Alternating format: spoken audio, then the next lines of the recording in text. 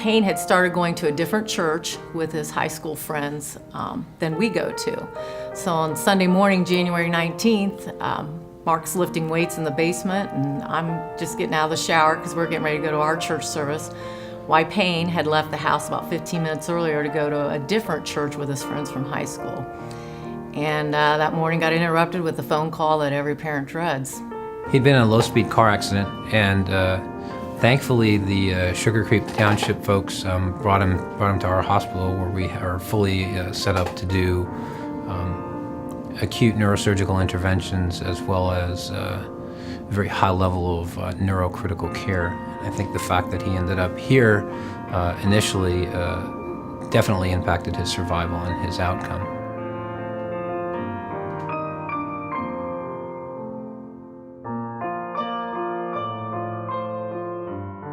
He had his seatbelt on and the airbag deployed, and he really wasn't going that fast. It was just a really dumb luck, I guess, that he hit his head on the side window.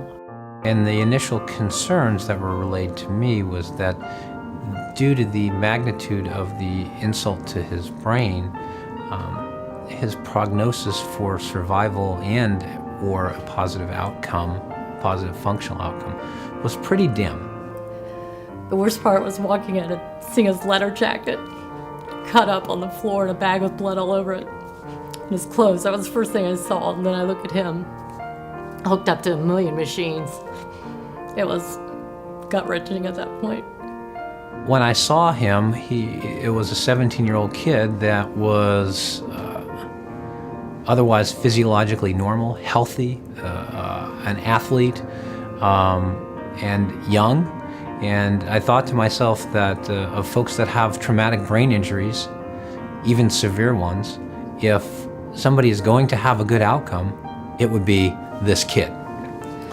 That being said, I honestly thought about what if that was my daughter laying in that bed? And how would I want her taken care of? And it was at that point that as a team we made the decision to be much more aggressive in his neurosurgical care. Living in Dayton our whole lives knew that this was a high-level trauma center, so I had a friend ask me, is he in the right place? Do we need to move him? Do we need to get him to another hospital?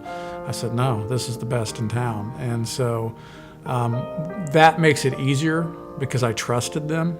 Our whole goal with regards to neurocritical care was to make sure this kid's brain, the parts that weren't dead or permanently damaged, survived.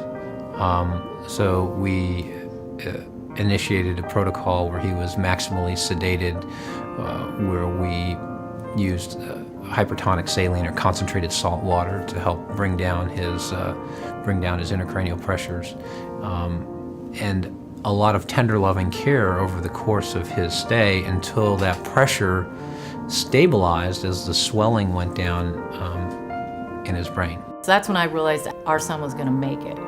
Now our next question was, is he ever going to come out of the coma? And it was probably 5 days maybe. I think we moved from the ICU to the trauma unit on his 6th day here. Or was it his 5th day here? And so then we knew he was going to make it, but now we just didn't know to what he was going to be able to do. Once we got to the point where his pressures were stable and the swelling went down in his brain, we began to slowly remove a lot of the heavy sedation that we had him under. And over a period of days and weeks, he started to wake up, and he started to move things, and he started to interact with the environment around him.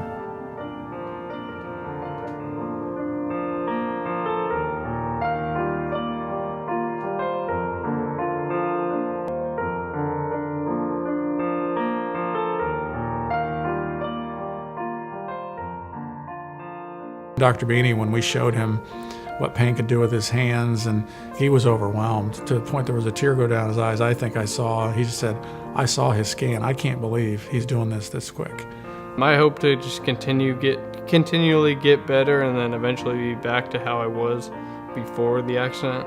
He has not complained one time. About any of this. And, as Janessa alluded to earlier, I'm the guy that says, why'd we let him drive that day? Why didn't we have a better car for him? Why didn't we do this? Why didn't we do that? He's not one time said that. I'm looking to go into like some school that has a good engineering program because I want to be like a mechanical engineer or I don't know what field of engineering, but then possibly to play soccer in college.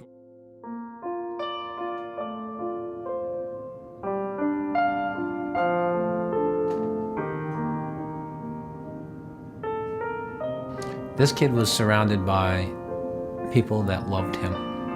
When your child is hurting, you're gonna stop and do whatever you can to make it better for them. And that's what we did. Our lives went on hold, and it all centered around him for a long time. Just what can we do to help him get back? Somewhere deep down inside, this kid knew